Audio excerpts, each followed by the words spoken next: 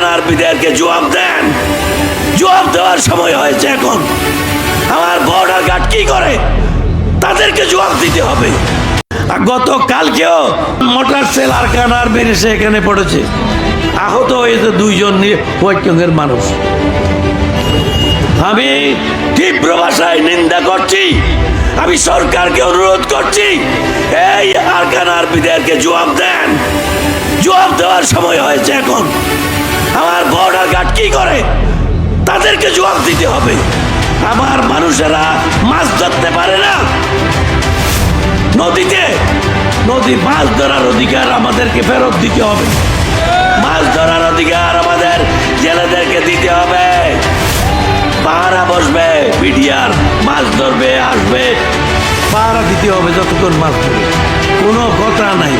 আমরা নির্বাচিত হয়ে গেলে বিডিআরকে পাহারা দিয়ে জেলেদের মাছ ধরার ব্যবস্থা করতে হবে। আইন করবো আমরা।